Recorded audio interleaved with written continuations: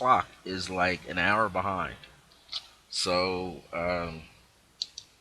my laptop is showing 4:27 p.m. Mountain Time when it's actually 5:27 p.m. And even though I came on in time enough to broadcast live, I have so much energy from last night. I had to do a meditation presentation like I normally do once a month at the House of Hathor with my sister Vernell. Uh, Last night we were at a location on the Far East Side, and man, that energy there was out of this world. I really enjoyed it. It was for the women's group, spiritual group called Luna Blue. And I want to give a shout out to Luna Blue. Anybody from there that happens to view this in the archives later at YouTube when I upload it. And Akhenaten's been channeling a lot of information to me since the beginning of October, that first full week or so being at quote unquote Columbus Day week, Indigenous Peoples Week, everybody's week. I was getting a lot of information. I'm still receiving. The blessing with this information is that I'm able to receive it almost consciously. I mean, I don't have to be asleep.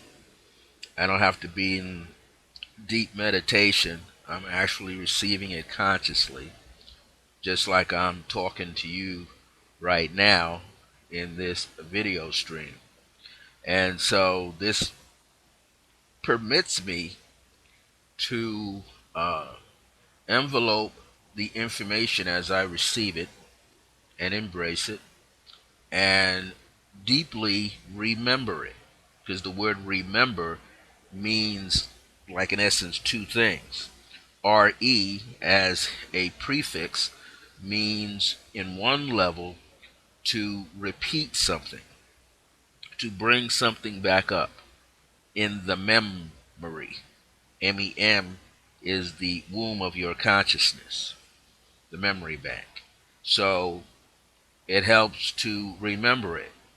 Now, on my level right now, as much as I'm receiving that information, there is, I will call, a delayed reaction of time or moments when I need time to really sit with it for a while so I know how it is, what it feels like.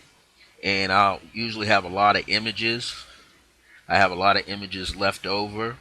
I get the word vibration that goes with it, with the images. And then when the time is ripe, and I could say right, but more ripe, when the time or the energy field is ripe enough, sort of like what you see when clouds are filling up with the precipitation, filling up with the energy of water, going up into the atmosphere because of heat, and then creating the vapor, which then turns into quote unquote cloud, and then cloud getting heavy enough to release the rain. So it's the same thing when I'm receiving all of this information. The only difference is the information is received internally and is released throughout the body into the chakra fields, which they are then mixed in different layers, and then I'm able to project it in a written form.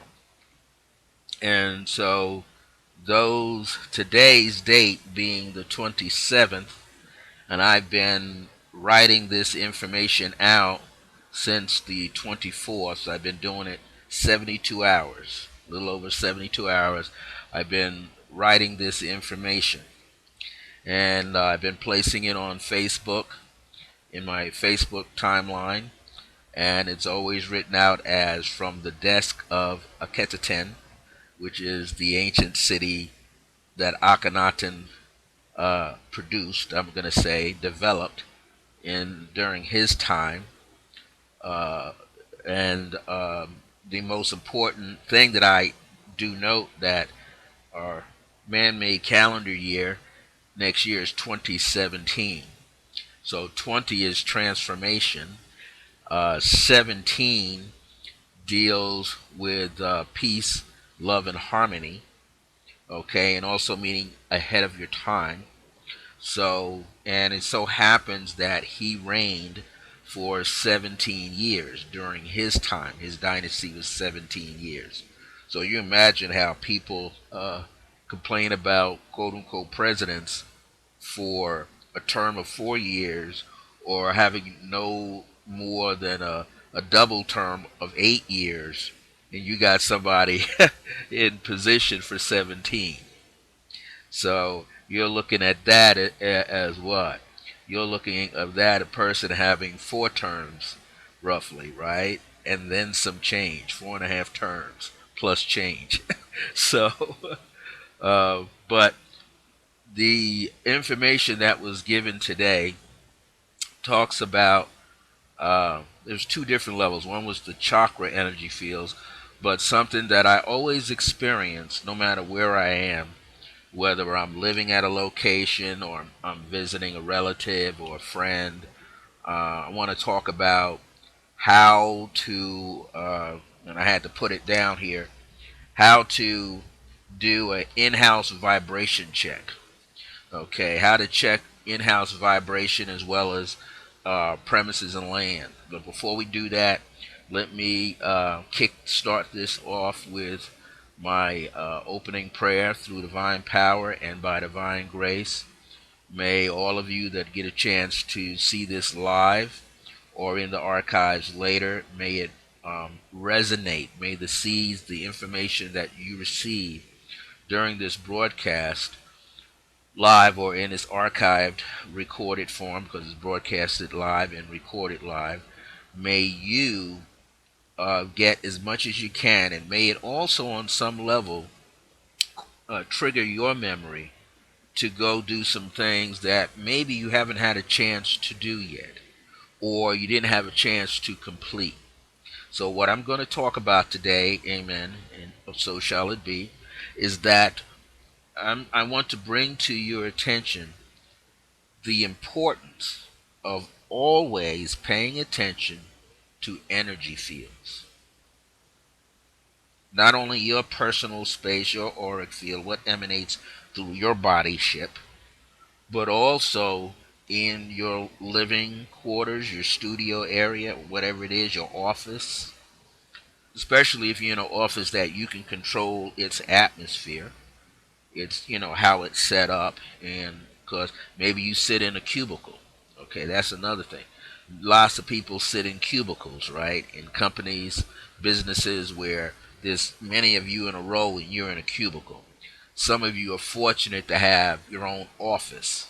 Now that's cool. You got your own office, so you can do anything you want in that office to make it more palatable. Excuse me, more comfortable for you.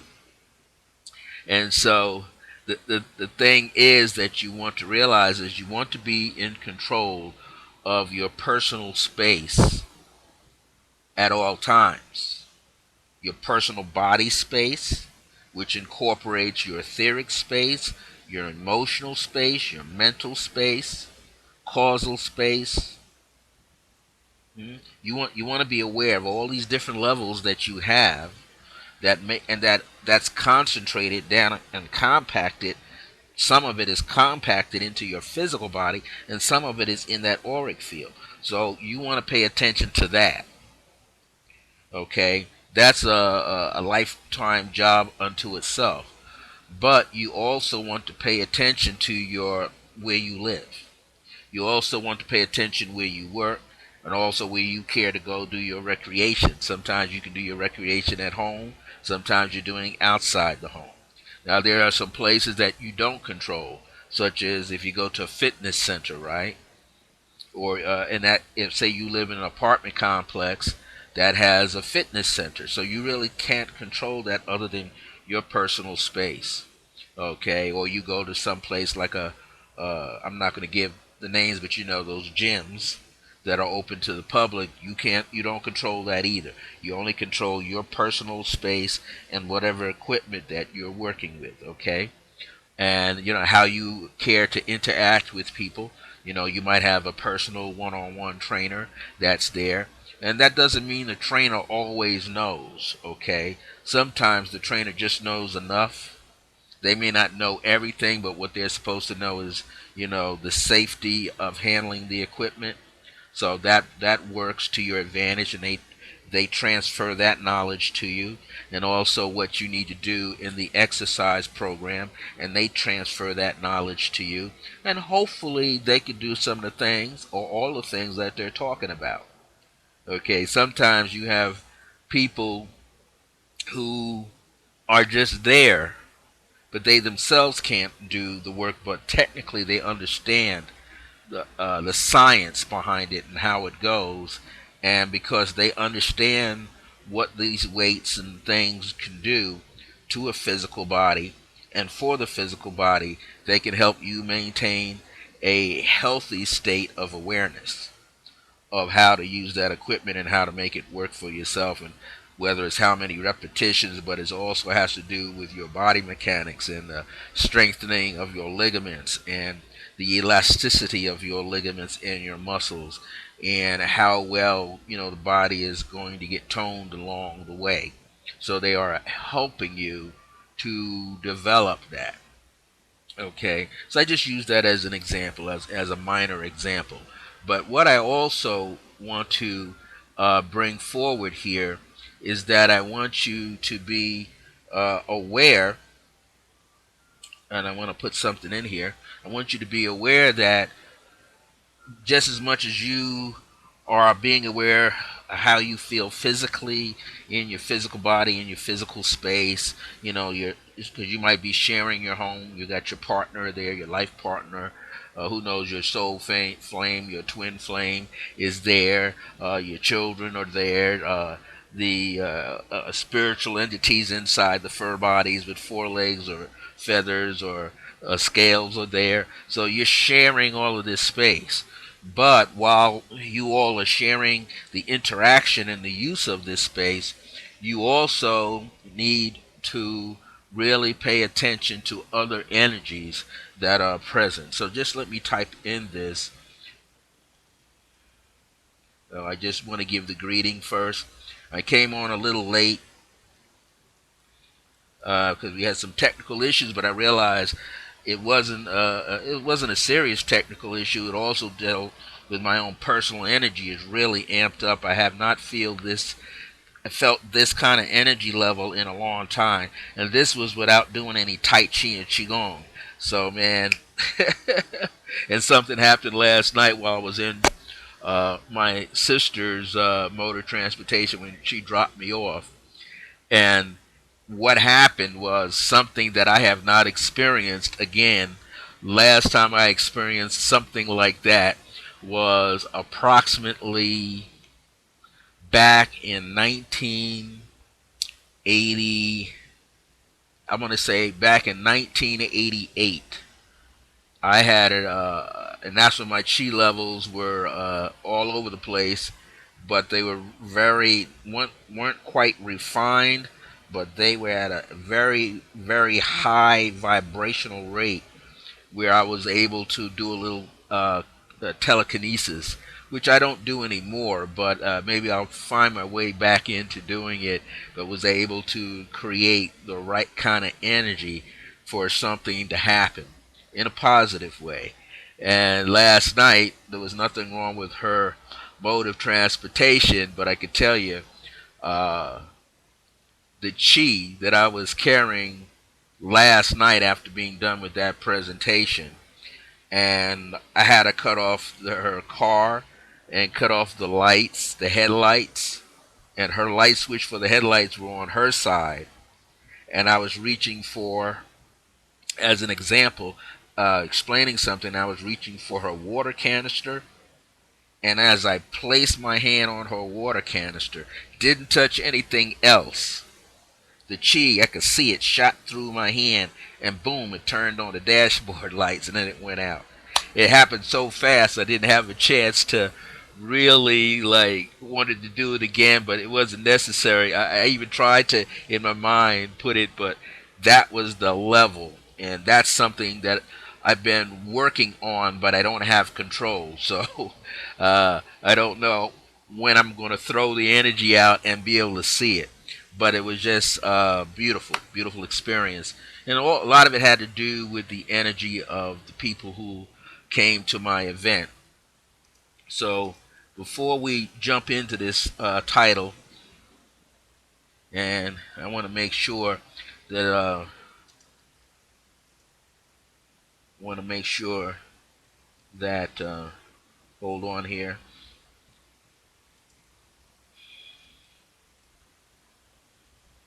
I want to make sure that I go over this information with you this evening,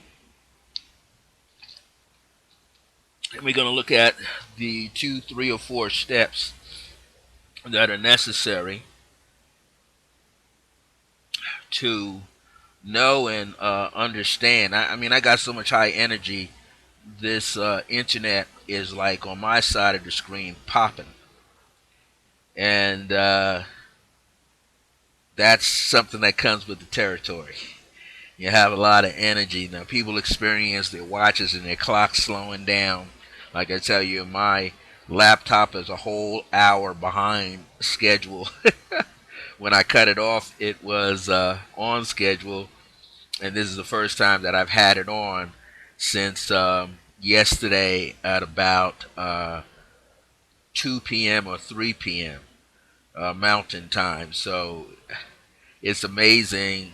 It was just like definitely a transference of energy.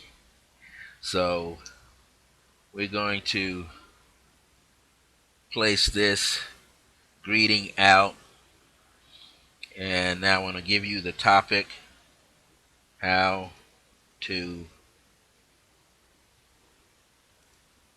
sense. I actually have a PDF that I'm putting together based on one's auric field,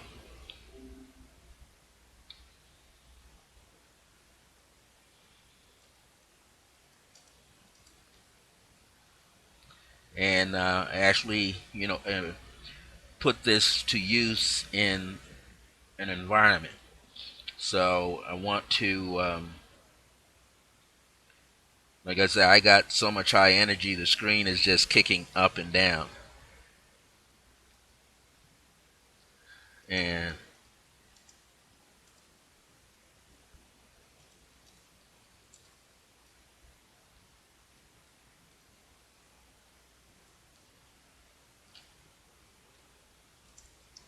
this title is kind of long, but it needs to be placed in here. And it's going to be how to sense, read, and scan, as well as remedy in-house vibrations. And want to make sure that people kind of understand this. Hopefully, they'll see this a little later. So let me put my screen down a little lower.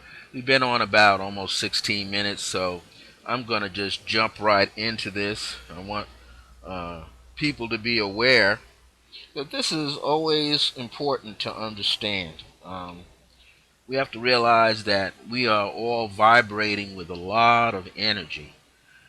And when we vibrate with a lot of energy, if we're not paying attention, it's all over the place. Now, what I wrote today, which I'll just recall from memory a tad, is one of the things you want to always do.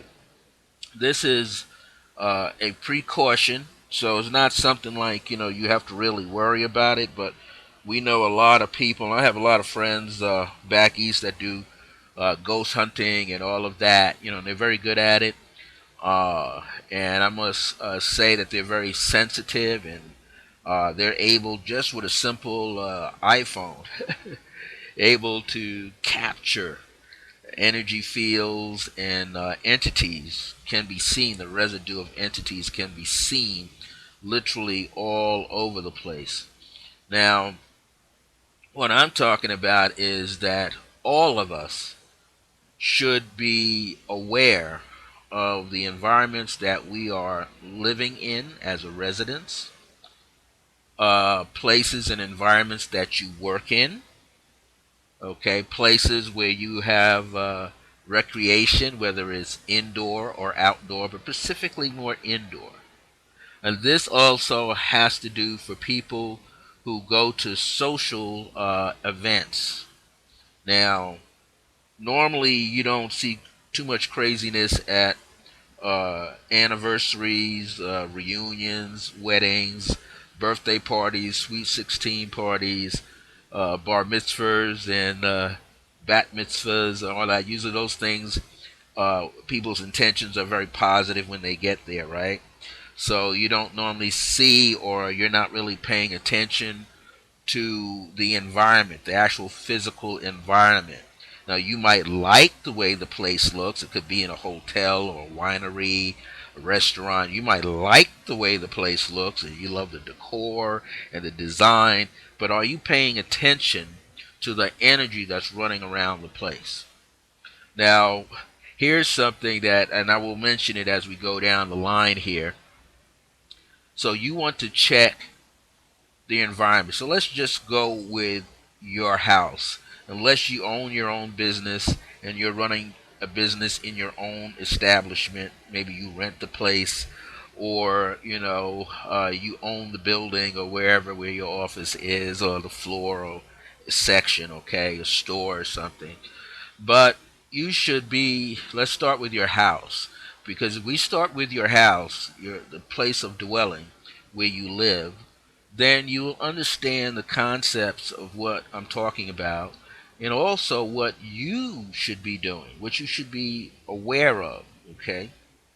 Now, many times, many times people are they say, when I wake up in the morning or sometime in the middle of the night, I feel uncomfortable. I don't know what's going on, or I'm walking through my house during the daytime and some energy feels off to me. I don't know what it is.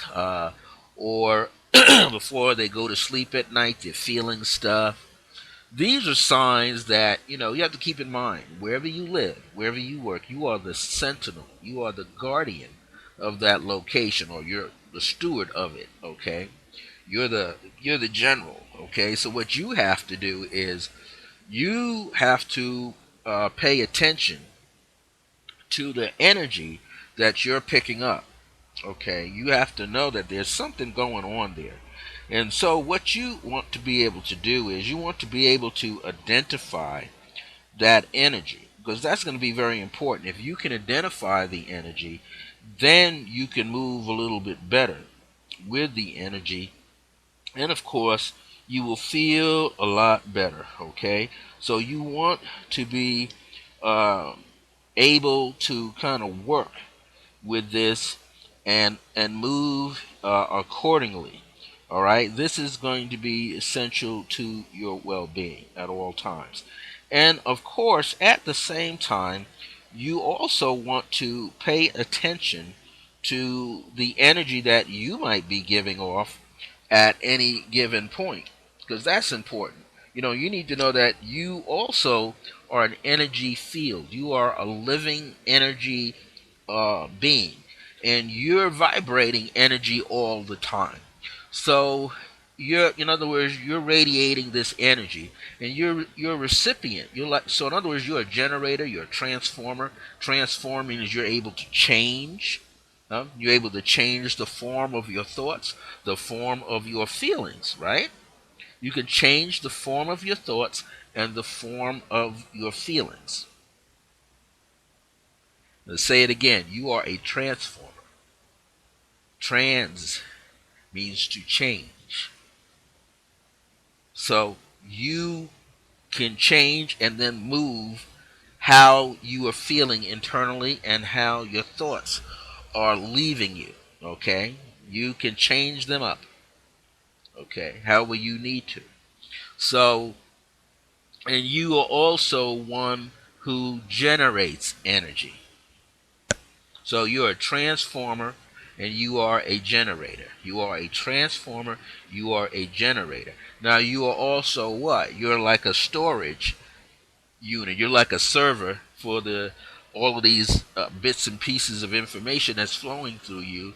So you have people connect to you joyfully, unconditional love, gratitude.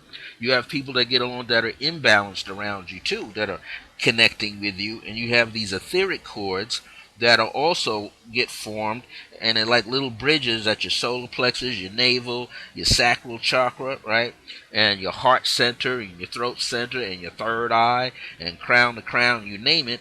If there's someone that you're vibrating with intensely all the time, and you're interacting all the time, you've got these networks of energies, these avenues of energy that's traveling back and forth. I'm going to call it links. So you're linked to each other. Now, what is important is that sometimes you need to break that link.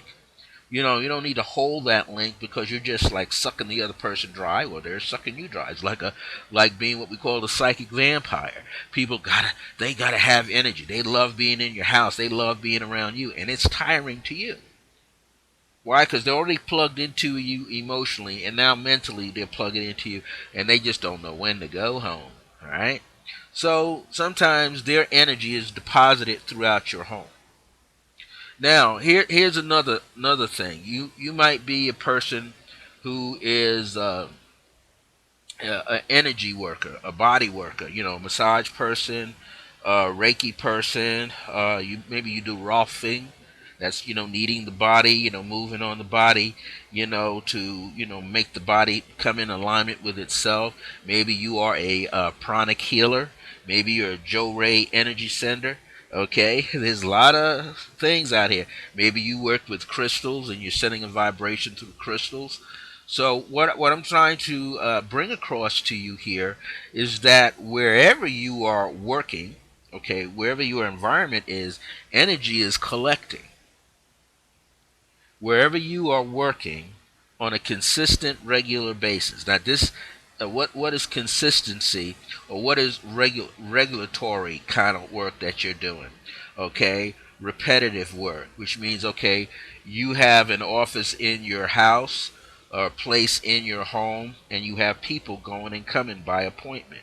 Now, you might have some people coming on a regular basis, like every week, like once a week, because that's what they need, and maybe they have a particular day off that coincides with your work schedule, so they're coming at a certain time, and they may have a different mindset and emotional set with them every time that they come.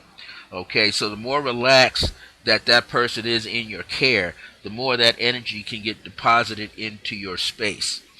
Okay, so you want to be aware that energy is going to be left behind. Some of it, not the mental so much, but the emotional could be left behind as shards of energy, like dust bunnies. When dust collects in your home, it's like all over the place. Okay, there's also energy spots that aren't high enough or low enough or has medium energy.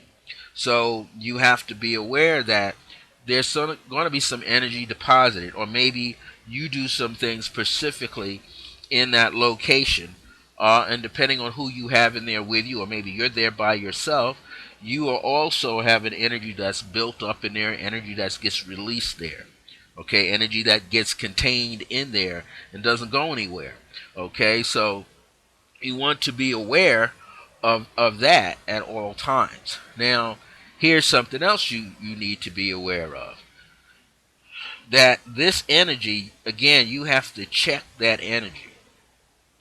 Now, I'm not saying be fearful, because most people that I've come across since I've been here in the Southwest, here in New Mexico, here in Albuquerque, as well as, when I used to be in New Jersey, and also when I lived on Long Island and had dealings with people in Brooklyn and Queens, Nassau County and Suffolk County. I never really had any dealings with anybody in Staten Island, so I didn't have to go that route. I was only maybe there twice in my entire time of living on Long Island. But I've also had been blessed to be in Manhattan, especially up in lower Manhattan, east side, west side, and the little section called Harlem, and also around by Central Park. So, I was up upper west side, upper east side, lower east side, lower west side. So, and I had my times when I used to know how to get around, the Chinatown area down there and so forth. I have no connection to any of it now, which is great. So I have no ties, no emotional bonds, no mental, no astral connections. And so one of the things I want to speak about here is that, again, you want to pay attention. And as you pay attention, which means you open up your awareness toward wherever you are living or working, especially from home, you want to be sort of like recognize yourself as a sentient being, one who senses, sees, feels, sees with the third eye, and so forth, can see this energy and how it's rolling around you, moving amongst you in your space, you see. Now, it's great when people can separate their energy work areas, and this one I was in last night, this woman had what I call like one of the perfect setups, which is sort of like my sister has. She can have her healing room in a room separate from her family room, living room, bedrooms, and all of that, which is cool. You see, some people have an open space, and then you have to know how to shut that space down. Okay, because the space is like wide open with everything else. Now you can shut it down with screens in your mind, or put physical screens and designate that area. But it has a open space above the screen, so energy is going to move, right? uh, this a friend here, new friend, she had hers, a separate room, which was nice. And because the premises was a split level, then that even made it better because it was down like with the ground, you see. So that was beautiful. It was like grounded energy, grounded like right there, which was cool. That's one of the coolest things imaginable, to have energy like sitting right there, separate from the other part of the house. You just close the door. However, energy moves through spaces that appear to be closed. Wood seems to be hard, but yet you put a microscope on it, you're going to see the gaps in there. So energy does flow. Okay, so you want to check your environments. You want to know, like, well, does it feel comfortable? Do I feel safe, sound, and secure here? Or is this something running around here? Now, for those of you who are very empathic, you don't really need any tools to help you figure something out. If you're empathic, more so than a person who's psychic, if you're empathic, then you're in the energy field a little faster, a little closer than the average person, average sensitive person. And therefore, you will feel immediately if it's something very positive or offbeat, okay? And when you're feeling positive, you know it's positive. If you feel offbeat, you're going to feel offbeat. If it's going to feel like there's some entity in there, you're going to pick that up right away. You're going to pick it up right away. Now, what do you do with it, though, when you pick it up? If you have within yourself the knowledge and the power to cause an entity that shouldn't be there to evacuate, then I suggest that you get that entity evacuated out of that space. And I'm not going to go into that right now, but we can always save that at a later date. For those of you who are aware on how to do those things, then you definitely should go ahead and do it. But also, you want to be aware of the necessity and of doing it so that it is profoundly taken care of. You don't need anything lingering. See, some people can dismiss something, but it comes back. Okay, so when you're about to dismiss something, you need to actually read into the space. You need to know right away if it's harmful or if it's not.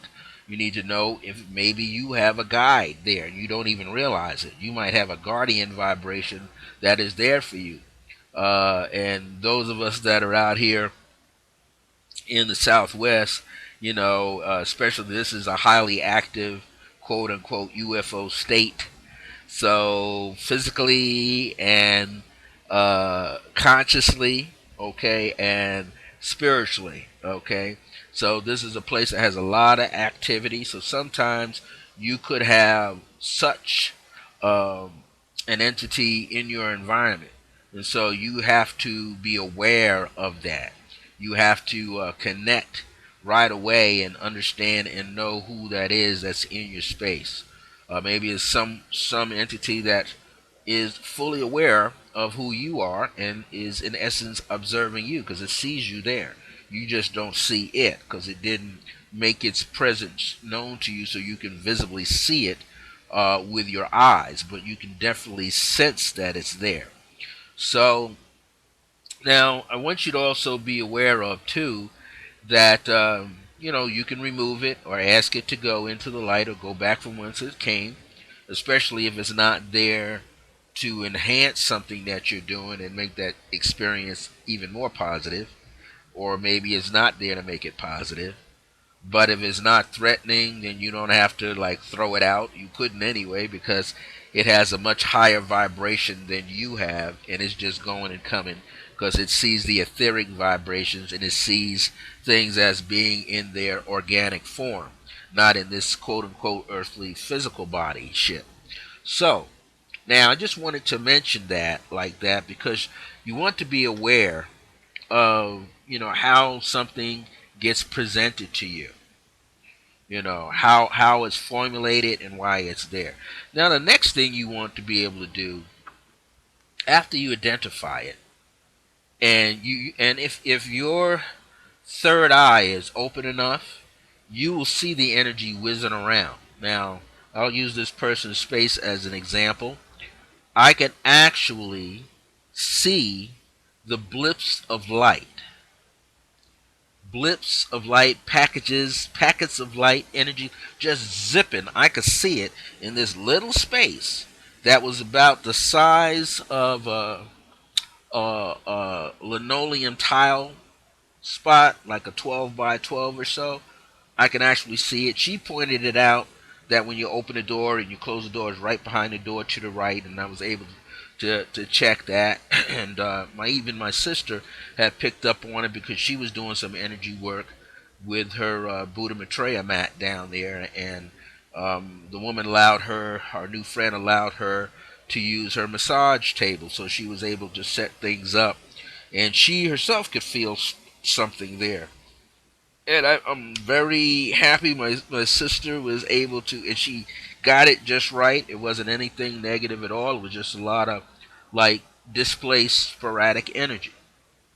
So me coming down was double checking that assessment, and by coming down there now, I didn't have my trusty pendulums. But see, I'm a person that's been studying the use of pendulums for about 20 years, I would say. Now, I don't say that I'm a master working with pendulums, but I am a technical, pretty good practitioner, and I do teach it myself how people can work with pendulums.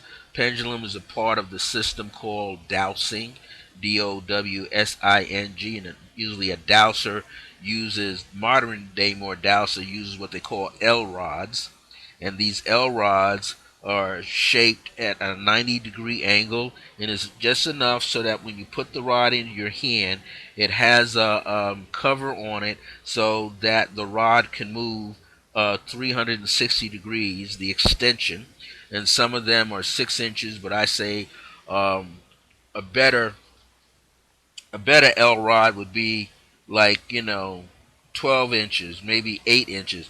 I'd say 12 is kind of nice because then you can really check a location. Okay, and then they may cross you and may do whatever. But 8 to 12 inches is pretty cool, because then you could, like, hold it out with some space, and let that frequency get picked up. But what people need to understand, whether you're using a dowsing rod or you're using a pendulum, and no matter what's at the end of that pendulum, these things are the extension of you. I'll say that again. Working with a dowsing L rods, two of them, or a pendulum on a chain or a rope or a shoelace, these are measuring instruments that are extensions of who you are. That means you are this thermostat of energy. Okay, you are this person who is like the barometer. And again, I told you, you are what? A transformer and a generator. So you're this in the storage and the battery and the antenna. You're a living, breathing, electromagnetic energy entity in yourself. So these things are the extension of your energy field, connected through your body, where your higher self is now like the pilot sitting down on the inside of you now, as you get closer to jumping into this fifth dimensional vibrational realm. Okay, so now what's happening is that your higher self is now functioning very clearly, and it's able to determine through your body just what is there or isn't there. And you're using L rods, two L rods, or pendulum to determine how big the energy field is or how small the energy field is. If it's, again, high energy, medium energy, low energy, or no energy, meaning it's standing still, not doing anything. So you're able to pick up on this, and then you're able to determine what it is, and you're able to carry this energy out, right? So these are the things that, again, you have to be aware of. So the next thing you have to do is this. Once you locate the spot where it's coming from, and it could be on the ground popping up like this, or be above the ground popping around, coming through a wall, coming out of ceilings, especially in corners, uh, this is what you need to do. You need to pay attention to this wherever you see it at, right? And go to its opposite. What is opposite that location? In this case, last night, there was plenty of room for me to go to the other side of the room and stand directly opposite it and feel the vibration. Now, the only thing I didn't say was my energy was always already enveloped in the shielding type of energy field that I work with. White light meditation, already there, right? Plus, this woman's energy was already in that space. She had it cooking with energy, and everybody else energy. I know my sister's energy was up a certain height, and I also made sure that it was up a certain notch for her. And I made sure the environment was up a notch, and I made sure everyone that came through the front door, their energy was up a notch also, so that they could feel the energy, enjoy the space, and receive the information that I was giving and guiding them through. Because I also had to do emotional wellness with two people that were there to rebalance their energies, but let them acknowledge what they were feeling, and me to be able to calm them down at the same time. Now, you always want to, like I say, draw a bead, trace it. So feel where it is, find out where it is, the best possible location for you to stand opposite. That way you get to feel it directly, okay? Then you want to take your hands. Now again, if you got a pendulum, but if you got L rods, this is very good to work with. Then you take the L rod and you are moving toward the original spot that was detected. So if you have the L rods, they'll be swinging around like crazy if it's very sporadic, or the closer you get, the wider it should get.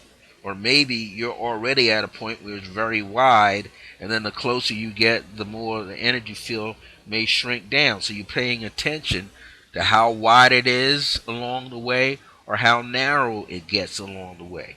Now, if you are paying attention as a dowser, and many people teach dowsing, and they teach down, and they get the L-rods, the L-rod. But again, you are the one.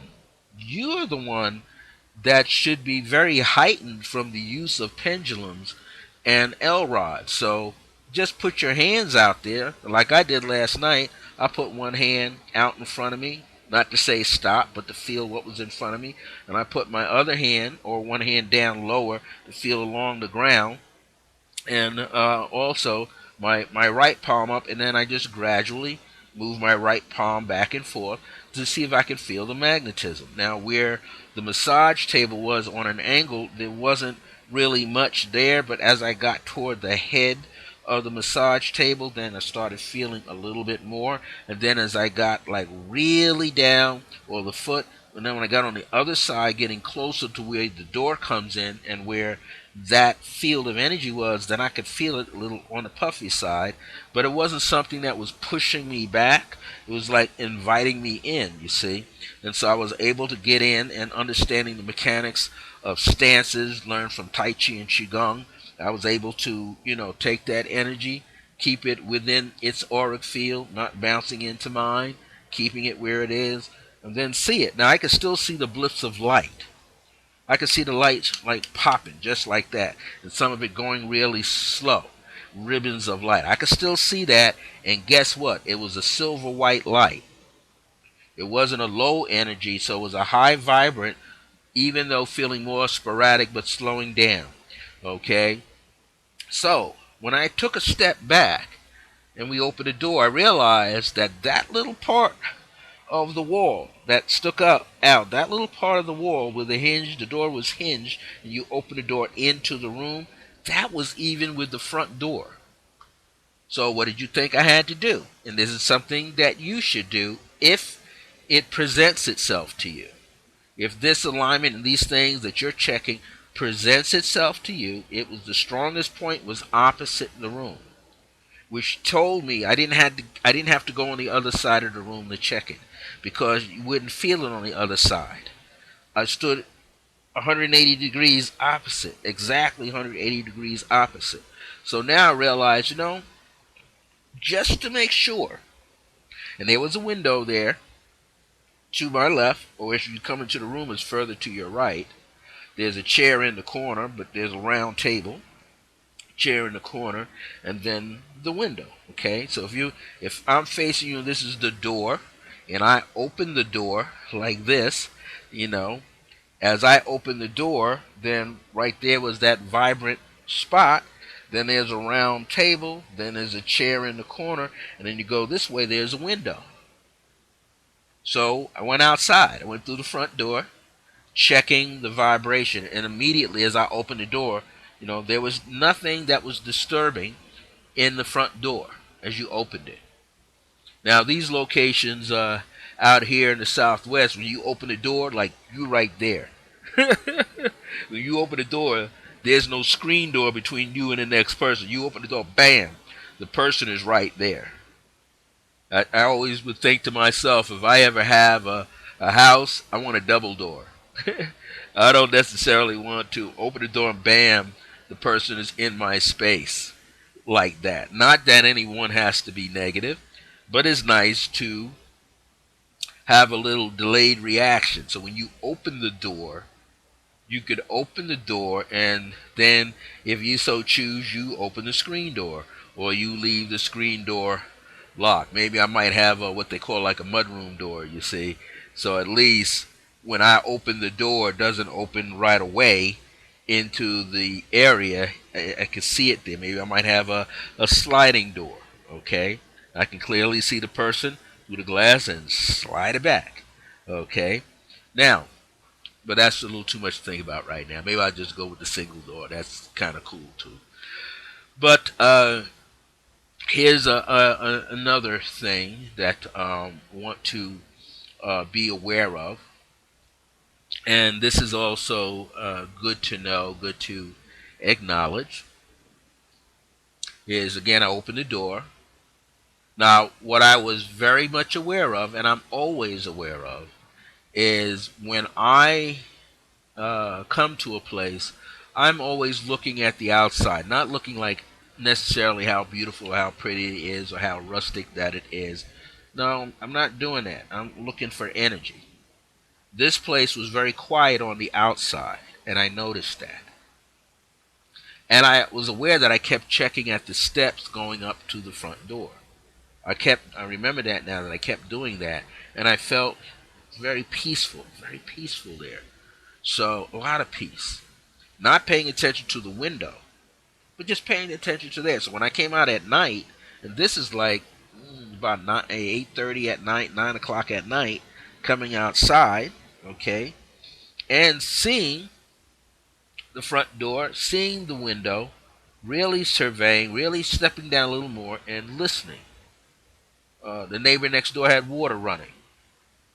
I was listening, and I didn't feel any energy coming up the block from either direction. I didn't feel any energy dropping down out of the sky, so to speak. Also, what was unique with this house was this house, her front door faced east.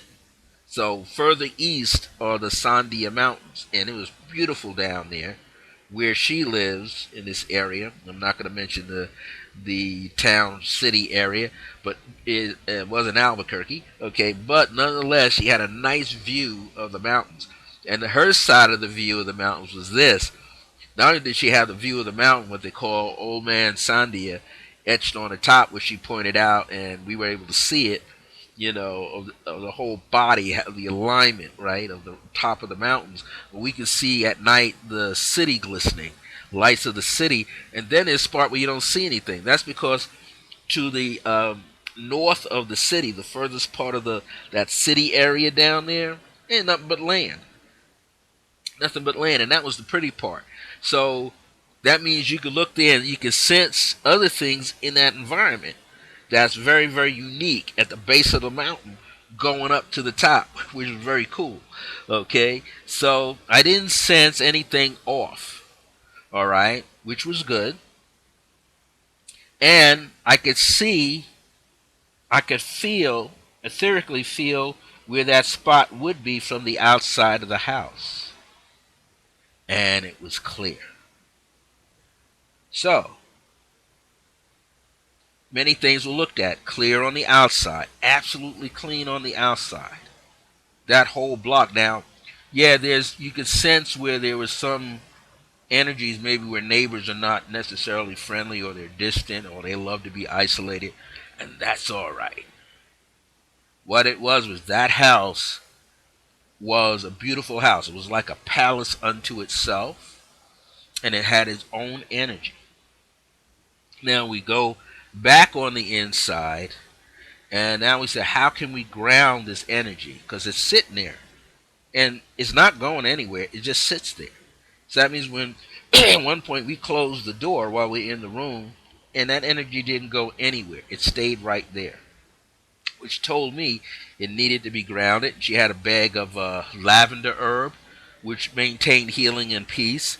That also helped that vibration to stay high. That's why I was seeing the silver white light rolling around in the air. And then I could see it settle into that tile. So the next best thing was to get some black stones. And I talked about smoky quartz could be utilized. I talked about using uh, black tourmaline could be placed there. Also, now that just means something to ground it. Darker stones to ground, because that's what they do. Also, what could have sat there nicely too was just a stone, a natural rough stone from the mountain or anywhere that could sit there because she can open the door all the way up, but the energy would travel through the door anyway. So you just open the door enough, big wide door, and you put that rock there. And the rock didn't have to be like this big. Some people want to use huge humonic crystals. You don't. You just take something that's small, like like this. You know, it could be this size of this that sits in the palm of my hand, or it could be this size. Here's a snowflake obsidian shaped like a heart. This could have something of that size could have gone there. Or I got a little. I have two kind of black tourmalines here. Two rough. These are tourmaline. Now see how big that is. If I set that, oh, you can't see it. If I set that in my hand, see how big that is compared to the one in my left hand here. Okay, here's the one in my left hand. See how big that is? Yep, I gotta go this way. Yeah. See how big that is? So the one right here in my right hand, that's the size that she needed to place there. Now, here's another unique thing that was good was this. There was this little, I don't know, plaster or stone sculpture. Now I always see something that's being organic. This felt like a sand sculpture of some type, which then is organic, you see. And it was a little Buddha holding in its hands the black tourmalines and little amethyst clusters that were there. But it was facing where the corner of the chair or where the wall would be. And as she was taking out a few and I was seeing which one to put, boom, I got this energy from the little Buddha guy. And the vibration was, I could see, which then gave a hint. And this is I don't think I expressed this part, but this was connected to that energy field that gave that silver white essence blips of light, that the little statue represented in some level that energy field of wisdom, enlightenment, right? Enlightenment, light in the mind, right? Light in the atmosphere around there. So that little statue represented the guardian. Now people might say, well, that's an idol. You're worshiping an idol. I didn't say anything about worshiping an idol. I just said using an object to symbolize the guardian. And for those of you who understand what I'm saying on a higher level, then you understand what I'm saying on that higher level. Right? Yes. That energy represented, that figurine represented was a guardian for that energy. So rather than have it face the corner where the chair was or the window, I just turned it around and let it face on an angle where the space was. And the minute I did that, it quieted. Got real quiet there. Why? We used the crystals radiating now, bouncing through the little Buddha statue and popping right back into that space, created a harmonic space. So this was essential. We created a harmonic space there. And by doing that, that space calmed down. Now also, that space then harmonized and balanced with the surrounding area in which she was using that space for. You know, that's the space where she can teach down there and so forth. So that whole now location was now a space that was balanced. Not that it wasn't balanced before, but all this energy that keeps popping up now got balanced, you see. And then all she had to do now, because the energy would then heighten itself, if she, let's say, would be meditating down there, it would raise the vibration even higher. And now this whole house has immaculate space, I'm going to call it, because very positive, very high vibrational energy that's now flowing through there. And it's this then allowed for this space to be able to be replicated throughout Not only that space, but throughout the entire house, because split level. So there's energy vibrating there, and then energy. You open the door, energy flowing down the steps into there, and energy going up the steps. Man, this is like really cool, really cool space. Really like this house. I can tell you, it felt like an Akhenaten palace all to itself. This was the first time, and you see me excited. Yes, I am. This was the first time that I was in a split level Adobe, and I've been manifesting it in my mind to materialize it in the physical world to be able to see it. And bam, there I was last night in it. Beautiful space, and she just has beautiful energy, and her daughter and her grandson and the people that were there, they had beautiful energy as well. And I just really, really, really enjoyed being in the space and seeing that space, and it was gorgeous, gorgeous. So this is what I wanted to bring out here, and we're about less than 8 minutes away from an hour, so we'll go another 15 minutes or so. We'll have all of our viewers in our audience checking in here, and those who will see it later. I know that this is going to help you immensely.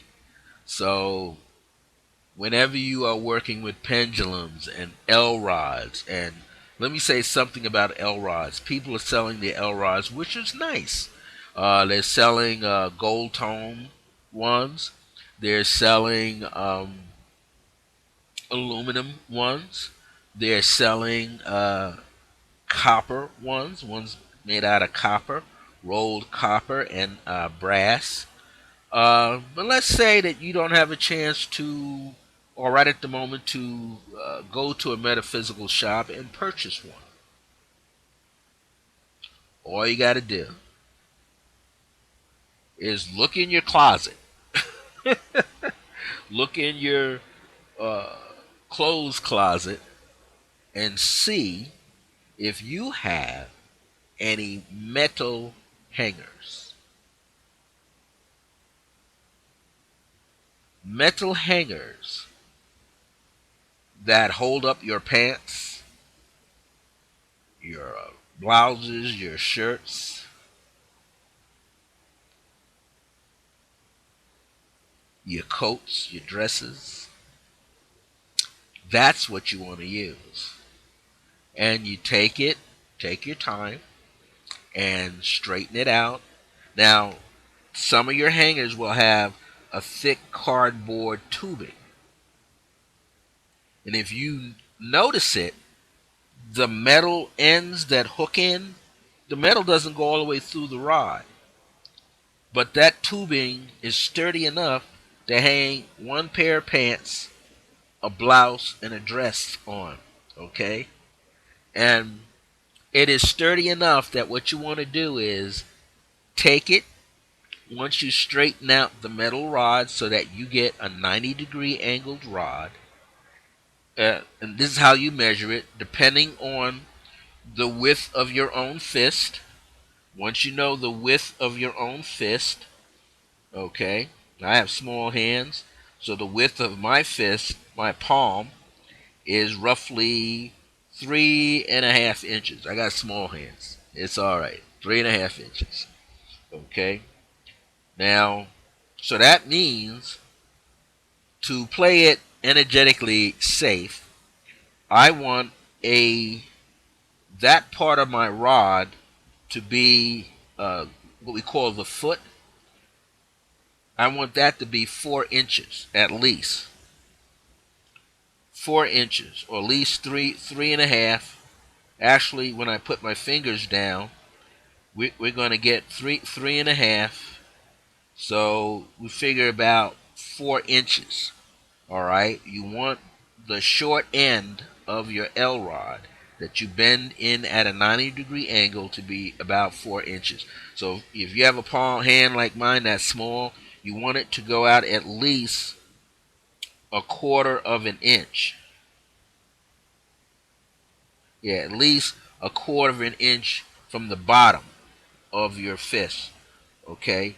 Now, what you want to do, and if you want, you can actually move it up a little bit so that you have at least a half an inch up above your hand.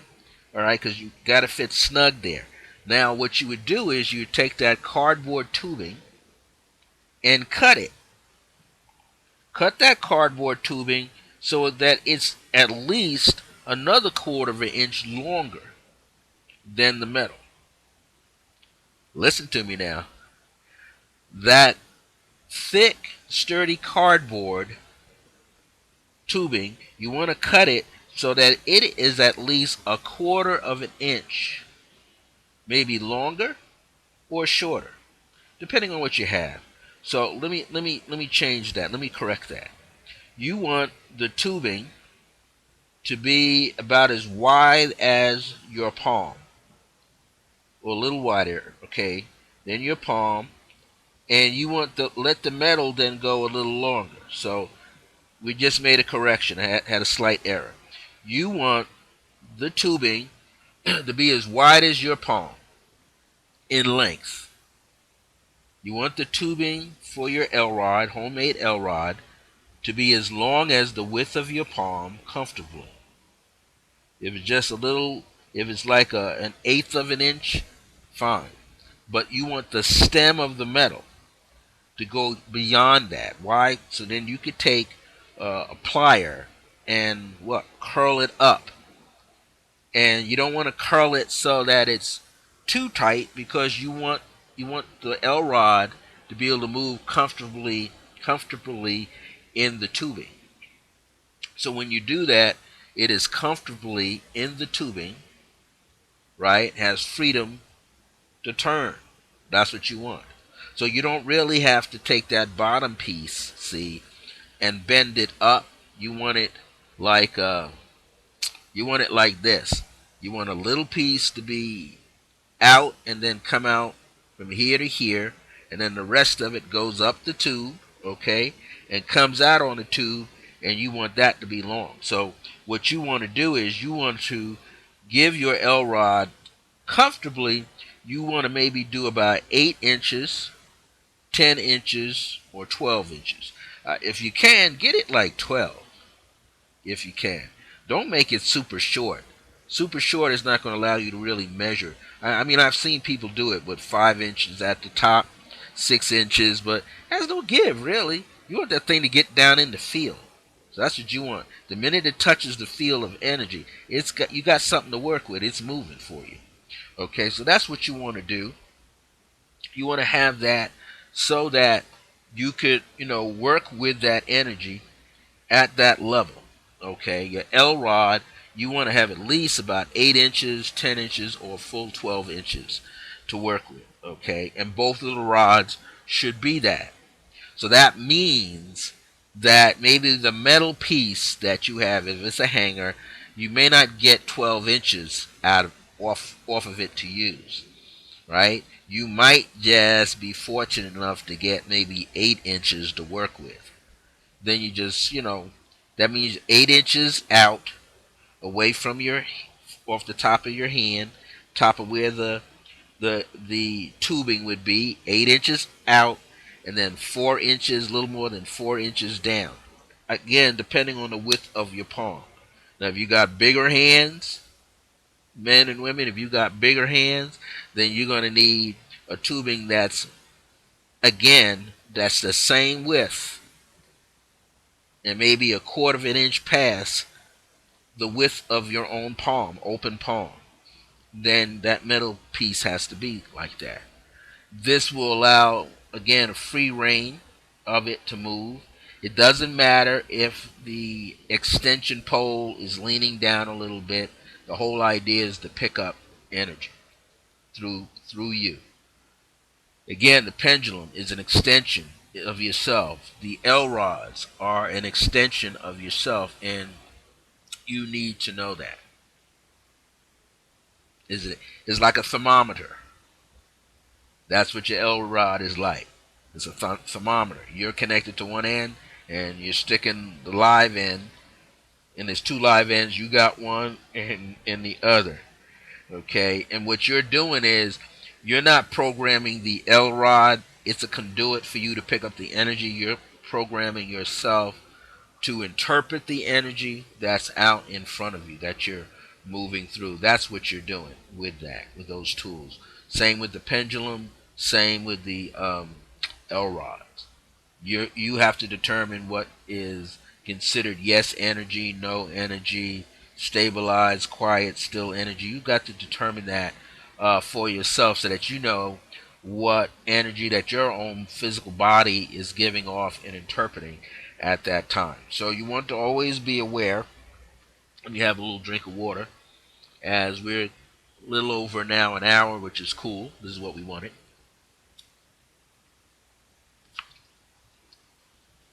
60, about almost 61 and a half minutes. Cool. Now, that's how you want to be able to work with these vibes. So, a quick summary: find the location in your residence, or now, if you're outside your residence, do the same. It's the same procedure. Find the outside. If maybe you're outside and something feels a little off, it doesn't mean that it's negative all the time. It just might mean that you've got some geyser activity, bubbling spring activity going on in your yard that's in there naturally. Then you just want to check to see how big the energy field is. If you determine at that moment that you're in it that it is positive, then it is positive. Um, a lot of Taoists like to say the spirit of the land. Well, the Aboriginals already knew that every land area has a spirit, a governing spirit or spirits in there. Okay, some of it is related to their ancestors. Some of it is fairy vibrations that are going on up in there, which we call devas, that are happening, running around through the land. So and then you got birds in there, and you got little four-legged energy fields and slithering. All of this is a part of all of that. Ants, you name it, everybody's in there. So you want to be cognizant of what's in your space at all times, in space that you are also sharing with these other vibrations, organic vibrations, living creatures. Okay, so if you're outside, you can do the same like you are inside. Depending on how big your property is, you definitely might want to get in touch with the spirit of the land so you kind of know what's going on there. Okay, the spirit of land allows things to be there or not. So you want to pay attention to that field of energy. Okay. Now, I just got a quick blip light, so I know that people will tune into this later. If they didn't get a chance to do so today, someone's going to tune into this and they're going to learn from this. Okay. So if you're outside your house, it's the same procedure as if you're on the inside. You determine where the spot is. You find a spot. All you got to do is find one location that is exactly 180 degrees opposite it and check to see if that environment has something going on or not. Okay, so, but in any event, you step back further enough, maybe all you need is about 8 feet, 10 feet, 20 feet, depending on how the energy is playing itself out. Then put your palms or your hands out there or your L rods and start moving, or pendulum, start moving toward the location. People who work with pendulums, yes, some people work with the shortest chains I've ever seen. And there's nothing wrong with that. Sometimes those chains come with about 4 inches on them, but and it's a matter of preference. To me, that's not enough room. Some people have 6 inches from the like this, the hole. Okay, so this is the top of the ring. Okay, going all the way down to the top of the pendulum, and that's pretty good. I mean, I've worked with some. Mine are like 6 inches, including the bottom of the pendulum. I've also just bought the pendulum itself and put a shoelace in, and mine works just fine. So I like to work with like 8 inches all the way up to 12 inches. I love space and room. See, so again, you go outside, you check your premises, same procedure. You get on top of it, you're going to feel a lot, and then you step away from it. Okay, then you come back in and you check the vibrancy of the energy field. Is it highly magnetic or very electrical? If it's balanced. Okay, biomagnetic, or we saw electromagnetic.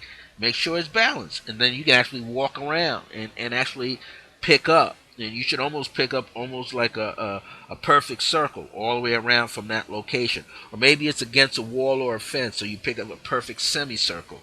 Okay, but you just need to go check the space. Maybe you got some natural herbs already there governing. Maybe you have a natural circle and you don't have to do anything because it's already there. Maybe you want to dig up the land and plant a crystal, a stone or a rock. Or maybe you don't plant anything beneath the ground. Maybe you put something on top. People run fountains, which give a natural preservation, right? Make it more tropical, so they put a fountain, a running fountain there. Okay, but you want to have the energy clear. Some people have a koi pond, koi fish in a pond. They do that, But then if you do that, you want to protect the koi fish too all year round, because once the water freezes up, they may transition. So you want to, keep things in a very favorable way, and just check the property. Again, if there's something there that's you don't want there, or doesn't belong there, or seems to be upsetting to you, you can ask it to leave, send it off. Okay, you could also invite other energies, right, other positive energies into that space. And now, whether it's indoors or outdoors, keep in mind, as much as you might want to be playful about it and joyful with it, this is serious business. So you don't want to make any mistakes and invite something that you don't understand into your space, because that's not good for you to do either, because that can create some issues for you. You know, that can create some issues to you that you don't need to be experiencing. So this is very cool for you to realize, that all things, are favorable. All things are positive, and that's what you want to do. And I just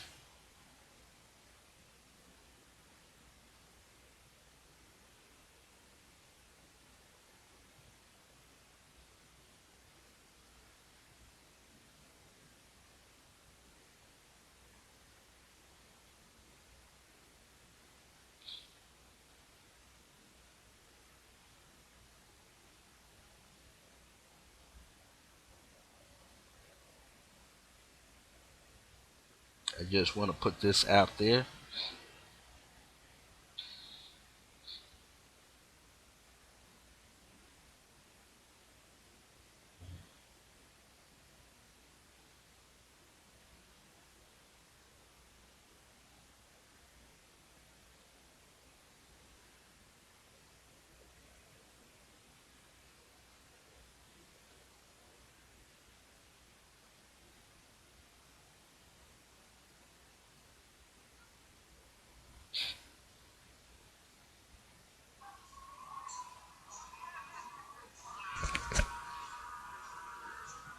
So we're going to sign out,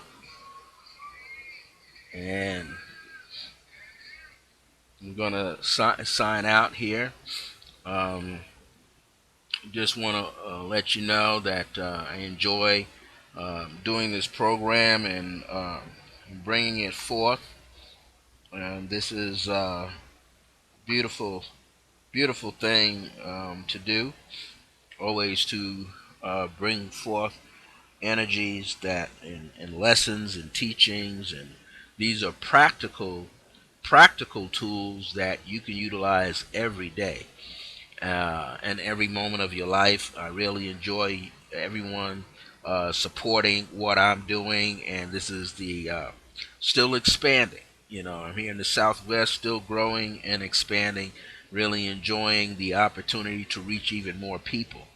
Okay, and we're all one, so we're all here to help each other get motivated and move to higher levels of living in a way that we could bring further peace into the world that we chose to come into and experience. And you kind of have to look at this earth energy field as a way that almost like a game. You've come back here to find the bits and pieces of yourself, okay, and then move on. So I want to thank all of you for being here. Again, I was supposed to, by November the 1st, have at least 5 to 6 more PDFs ready, basic spiritual courses. I didn't accomplish my mission to do that, so I'm going to make sure that sometime, hopefully in early 2017, that I have those other ones ready, and they will be how the art of pendulums and how to use them. Handwriting is mind writing. I'm also going to have how to sense, scan, and read auras as well as balance them. Okay, I'm also going to have some others. I'm going to, decree and it shall be. That's a popular one. I had a whole show on it back in 2009 when I was on another network there, and I was like laying it out with live stream, and I did a little bit through Ustream as well that I broadcasted shows. Okay, and they were done every Wednesday called Decree and It Shall Be. It became a show all unto itself. So I gave live streaming affirmative prayers, affirmations, and decrees on the air, along with everything else I was teaching. So I'm putting together a basic spiritual PDF for that, and I know you're going to enjoy that. And also in the near future, I look forward to creating some DVDs of material so that you could get that material and be blessed. And the program on the DVDs will probably be about an hour, even though I could be long-winded. It'd probably be about at least an hour to 90 minutes, and maybe 2 hours, so that you have some material there. And hopefully I could, put maybe two onto one DVD, since a DVD only carries about 4 hours. So maybe I could put that on there, or people put things out on these flash drives nowadays. So who knows? I might put them out there and send them out there to you that way. But I want to make sure that you get the material. So we're working at different angles. We're going to work at different angles so all these things can be set up. And as soon as I get an additional camera person, and maybe the camera person can use my digital camera and record me while I'm broadcasting, and then we could upload it and do some things with it. But let's stick with the printed material so that you get it. This is a very exciting time. And no matter what you see going on in the world, I know there's a lot of political stuff. There's some things that's going to make it feel like it's the 1960s and the 50s and the 40s all over again. But we are the masters of oneness. And we have the divine right and birthright to change that medium and change the complexion of how that medium, what I mean by the complexion, how the energy feels, how the energy is presented, how the energy is looked. Now, some people may want to experience that. So be it, that's them. But for the majority of us who don't see this as a barrier, we're going to change the world, okay? And there are many groups and many circles that are already doing that. I'm not saying preparing to do it, or already living that way, so that we can help this fifth dimensional energy come into place, and so that the negativity can be dissolved, can be squashed and dissolved. Now you're going to have, now as we know, just like in the physical body, there are some diseases in there and viruses are running around. You're going to see that in a mental state. You're going to see that with various personalities.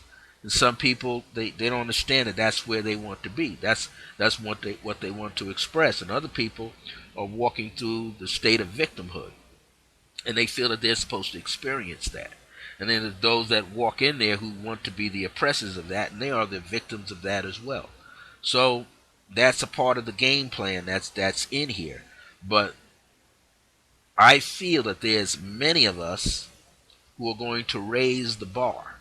But before we raise the bar, we're going to dissolve the negativity so that more people, more beings that are in this earth physical ship could step in here and change the terrestrial format, change the terrestrial format with unconditional love, compassion, and divine grace, awareness, and remembrance. Not just joy. You can have the joy. The joy is like the icing on the cake, but you got to bring what? You got to bring the grace into effect. You got to bring understanding, and as people say, the overstanding. But you got to bring what? You got to bring some compassion through. If you don't bring any compassion through, J is out the window. And I've seen it with my own eyes. Not trying to experience it. I've seen others experience it, not be happy. So let's, all of us who have these abilities, however we choose to work these abilities, solo, small tribes, small groups, large tribes, bigger groups, let's get it going.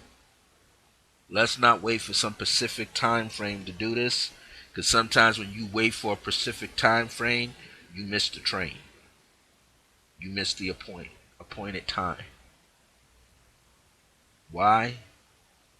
According to one of my spiritual guides, Akhenaten says the door was open long ago, and it's still open on different plateaus and different planes.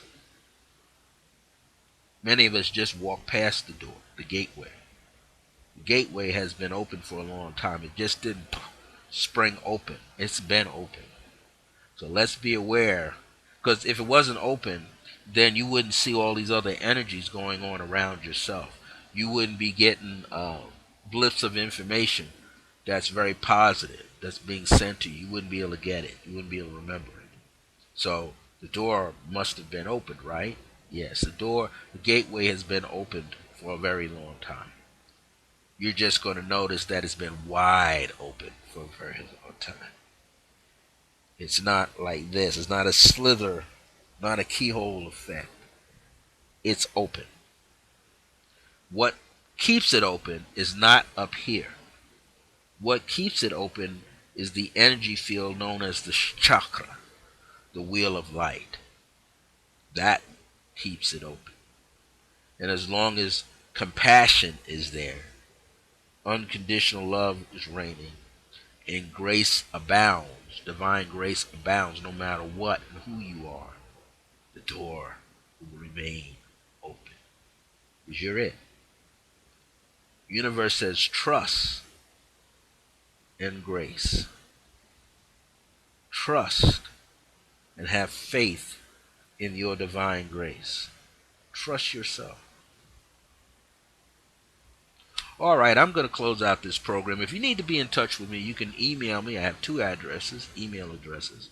I have a Yahoo and a Gmail that both begin with the letters IAM, not capitalized or lowercase, the letters IAM dot circle of grace, just like you see back here, 1. See that emblem back behind me here? Circle of grace 1. Just as you see it, that's how it is, but it's in lowercase, but it's IAM dot circle of grace 1 at yahoo.com or IAM dot circle of grace 1 at gmail.com. Also, everyone, you could, I'm on Skype as Brother Francis E. Revels-Bey, or Brother Francis Revels-Bey, Revels dash capital Bey, Revels dash Bay, or Revels hyphen Bay, Francis, Brother Francis Revels-Bey. I left the initial out, E, but I'm right there, or you can call if you are having Skype, uh, and you're able to dial a number. My Skype number is 505-349-4722. 505-349-4722. I have That's connected to my laptop here and my other phone. I also have connected to my laptop in the Magic Jack frame. I have 505 717 4722. I was blessed to get the 4722 twice through Skype and my Magic Jack line connected to my laptop here. And when you dial 505 717 4722, you're going to hear a greeting just like with my Skype greeting. It's the same greeting, but on the 717-4722 area code 505, you're going to hear an all-purpose meditational decree. I call it a meditational decree, and it lasts about 2 minutes. It's a blessing. Allow yourself to listen to it, and then leave your message. And when you leave your message, kindly state your name. I have some people come on very aggressive, and they say it real fast. You don't have to rush. Take your time.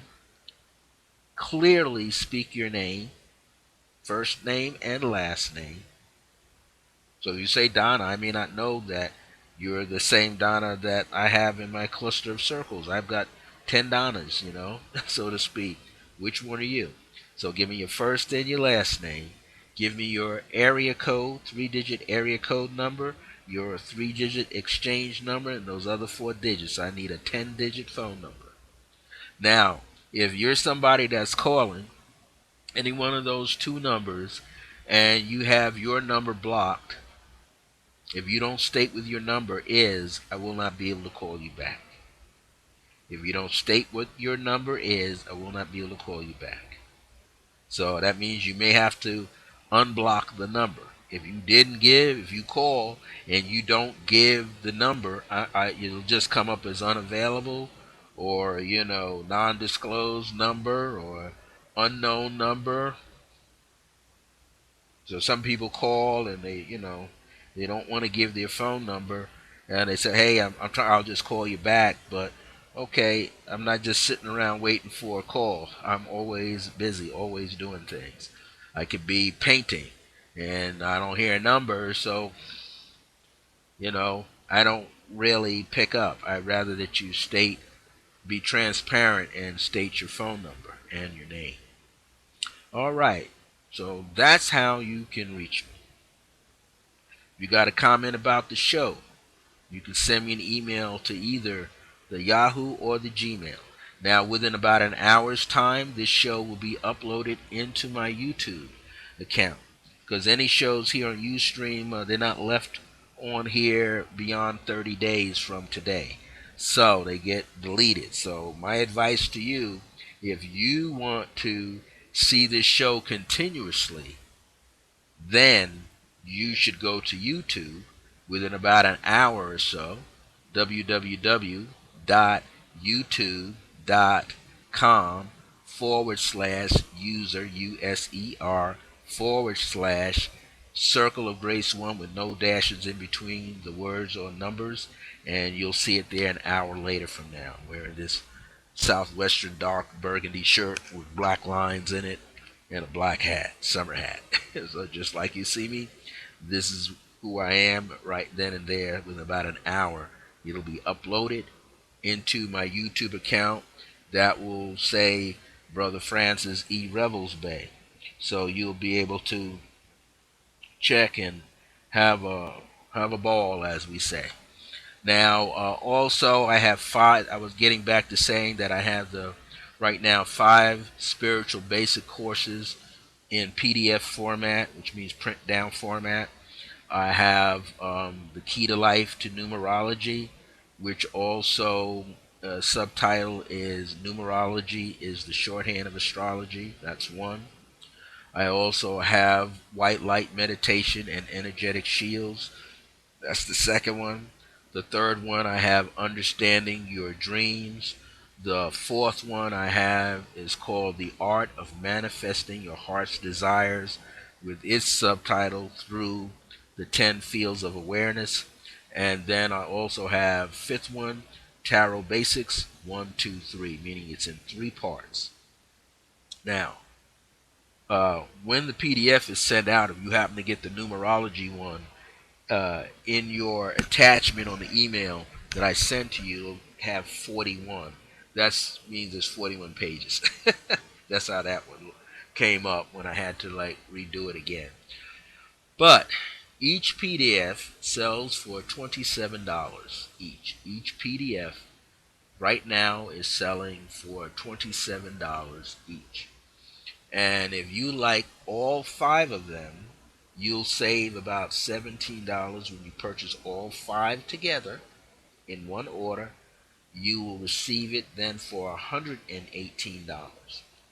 And that's a good price.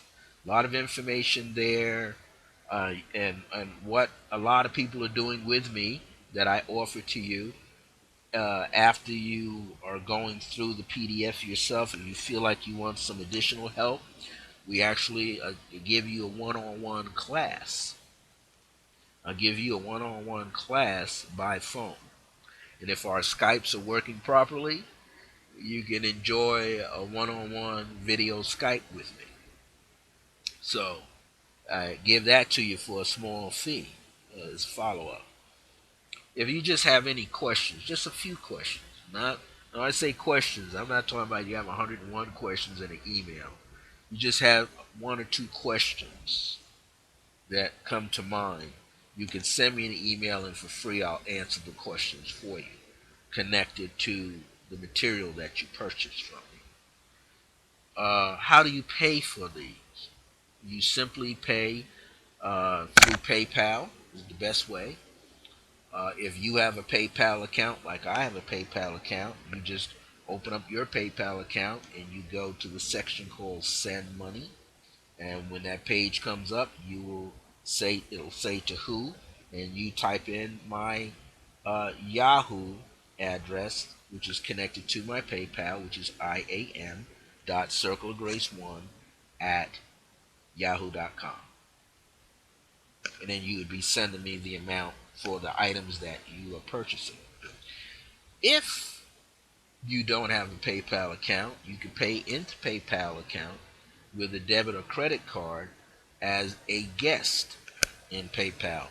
And then what I do is I will send you, when you are requesting the information by email, you just send me an email to the Yahoo account stating that you would like to purchase which one of the PDFs. Now, if you're only purchasing four, each one of those are 27 a piece, or three, or two, or one. It's still $27 a piece for each one. But if you order all five, you're going to save $17 and you get them for 118. Okay, so if you would like a PayPal invoice, just email me, and then you'll receive a PayPal invoice from me. When you get the invoice, you open it up and it'll say View and Pay. You click on that highlighted button, takes you right back to PayPal, and you make an encrypted payment. I don't even see your numbers or anything. You make an encrypted payment of the amount that is there with your debit or credit card, any debit card that has enough money in to pay it, or a credit card. And once the transaction goes through, PayPal will notify me, and as soon as I get it, you will receive your PDF within 72 hours or less. Now, when you get it, though, you're going to receive it from my Gmail, iam.circlegrace1 at gmail. That's where they're all sitting, and I will send you out the correct one that has your attachment, whether it's one, two, three, or four, at $27 a piece, or all five at 118. You'll get it. Okay, so I just want to let you know that you could enjoy this opportunity. I just ask everyone that you don't take it upon yourself to, if you're purchased one, that you don't make copies and send it to other people. We want to share this currency here. So, and it's only $27. If somebody in your family would love to purchase their own copy, just send them directly to me, and I will see that they pay for it and that they can get their personal copy. All right. I want to thank you very much for your time. I'm now going to close out.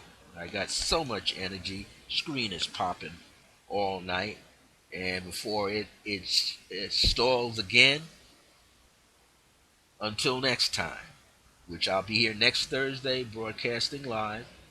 Next Thursday, I'll be broadcasting live right here at ustream.tv /channel /circle of grace 1 capital C circle dash of dash capital G grace dash 1.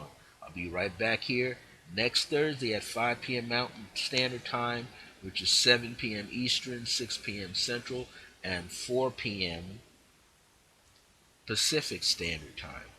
Live video broadcast right here on Ustream.tv. This is Circle Grace 1 with myself, Brother Francis E. Revels-Bey. Thank you so much for being here. Today was the 27th of October, 2016, and I'll be here next week with another program of the Circle Grace 1 with myself, Brother Francis E. Revels-Bey. Thank you so much for your support. Until next time, remember that divine grace is a blessing as we are alive and well in the age of remembrance. See you soon.